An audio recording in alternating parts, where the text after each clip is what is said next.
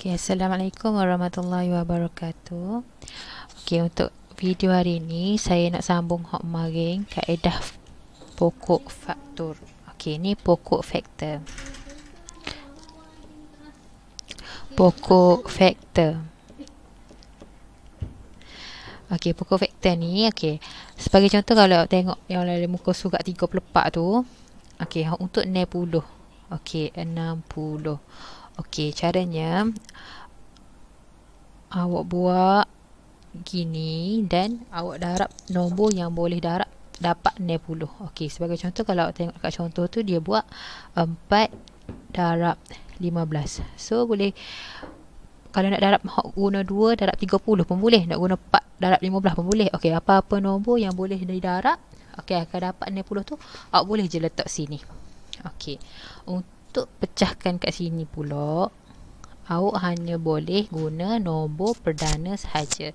So 4 ni awak darab berapa dapat 4. So 2 darab 2 awak akan dapat 4. Okey, so maknanya sini ni darab lah. Sini pun 4 darab 15 ni darab lah sebenarnya sini. Gitu. Okey, 15 pula. Okey, darab berapa dapat 15. 3 darab dengan 15. Okey, so awak akan dapat 3 darab 15. 3 darab dengan 5.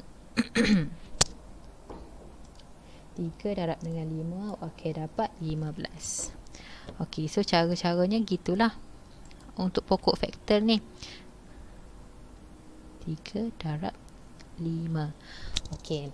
So mengalah sekali jawapan dia akan jadi, maka jawapannya akan jadi 60 sama dengan serupa je juga dengan hak tadi. Hak sebelum ni saya ajar tu kita kena buat 2 darab 2 darab 3 darab dengan 5. So bila kita darab semua ni sekali ni kita akan dapat 60. So jawapannya betul lah. Hak kita darab ni betul lah bila dapat 60 tu. Okey, sebagai contoh hak sebelah tu dia bagi 60 juga. 2 darab dengan 30. Okey, macam hak contoh satu lagi tu dia buat 2 darab dengan 30. Boleh je asalkan kita darab tu dapatlah 60 ni balik. So darab dengan gapo-gapo pun boleh kat sini ni. Okey, so hak 2 ni tak boleh darab dengan gapo-gapo. Maksudnya 1 darab 2. So 1 tu tak perlulah. Kita terus tulis sini 2. Okey, untuk dapat 30 ni pula kita akan darab 3 darab dengan 10. Okey, 3 darab 10 kita dapat 30 lah kan. Okey, hak ni kita padam dulu. Hak salin hak ni dulu.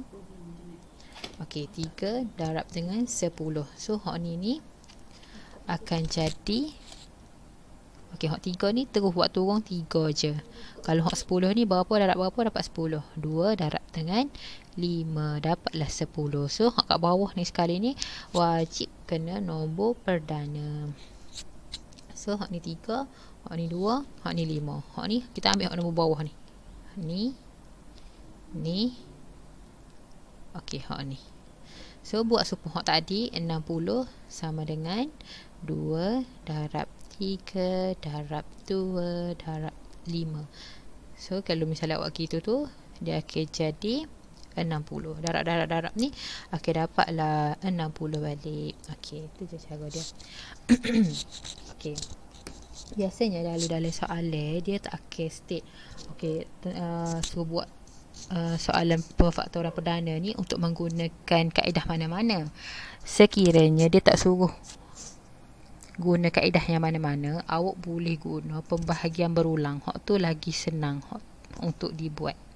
Macam kalau faktor menggunakan pokok faktor ni dia payah sikit. Sebabnya kalau misalnya awak tak ingat sifar ke apa, memang dia payah sikit. Jadi ambil take time sikit. So saya lagi prefer awak guna pemfaktoran perdana. Pemfaktoran perdana pula. Pembahagian berulang. Guna pembahagian berulang. Okey, so terus tengok latih diri 2.1b tu.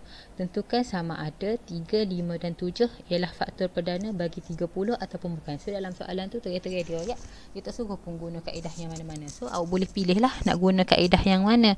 Okey, contoh kalau misalnya kita buat soalan A tu. Okey, kita kena carilah faktor perdana bagi 30 tu dulu. Okey, so beginilah cara dia. Buat kalau misalnya kita guna pembahagian berulang tak? Buat 30 gini. Buat gini, menandakan kita kena bahagi. 30 bahagi dengan berapa? Dapat 30 bahagi dengan 3. Sebabnya 3 ni adalah nombor perdana. Awak nak bahagi dengan 2 dulu pun boleh. Okey, 3 pun boleh. Tapi kita guna 3 sebabnya dia royak dah dalam soalan tu. Sebab dia kita tentukan 3, 5 dan 7 tu faktor perdana ke dok bagi 30. So kita gunalah 3 ni dulu. Okey, 30 bahagi dengan 3, kita akan dapat 10. Okey, bahagi lagi. 5. 10 bahagi dengan 5. Maksudnya sini 30 bahagi dengan 3. Jangan tukar 3 bahagi 30 pula. 30 bahagi dengan 3 dapat 10. 10 bahagi dengan 5, kita akan dapat berapa? 2. Okey, lagi bahagi dengan 2. Okey, so 2 bahagi 2 kita akan dapat 1. So ngalah dia ni mesti kena 1. Tu je syarat dia. Okey. Jadi dia tanya 3, 5 dan 7 tu ialah faktor perdana bagi 30 ataupun bukan. Maksudnya lah ni 3, 5 tu 3 dengan 5 tu adalah faktor perdana bagi 30, tapi 7 tu bukan. Okey, katakanlah sebab kalau kita nak letak 7 sini, 30 bahagi 7 tak boleh, tak dapat. Kita akan dapat point. So tak boleh lah guna 7 tu. Okey. Untuk soalan ni kita akan jawab bukan. Sebabnya sekiranya salah satu nombor dia bagi 3, 5 dan 7 tu, 7 tu adalah bukan nombor perdana. Maksudnya untuk dia ni bukan nombor perdana bagi 30. Okey. Next, senaraikan nombor 2 tu, senaraikan semua faktor perdana bagi setiap nombor yang berikut. Okey, sebagai contoh kita tengah buat 48 tu. Nombor 2 B. Okey, nombor 2 B tu kalau misalnya kita nak guna kaedah pokok faktor. Okey, contohnya 48. Okey, 48 gapo darab gapo, kita akan dapat 48. Okey, sebagai contoh kita buat 6 darab dengan 8 lah kan. Okey, 6 darab dengan 8. Okey, untuk mewujudkan 6 darab 8 ni, saya takutnya awak tak tahu CV. Dia jadi take time waktu. Jadi biasanya untuk pokok faktor ni dia hanya bagi soalan hak isi tempat kosong. Jadi gana-gana pun awak kena tahu juga kaedah pokok faktor ni. Okey, so kena belajar jugalah hak ni. Okey, 6 darab 8 dapat 48. Okey, lagi kita pecah hak ni pula.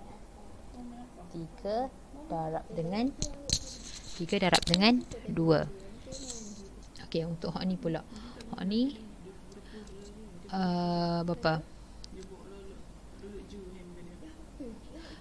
Hak ni pun kita boleh buat 2 darab 2 darab 2. Sebab kita nak gunakan sebagai nombor perdana saja. Okey, kalau kita guna 4 darab dengan 2, 4 tu nombor bukan nombor perdana. Okey, so kita buat 2 darab 2 darab 2. Ataupun boleh juga buat gini.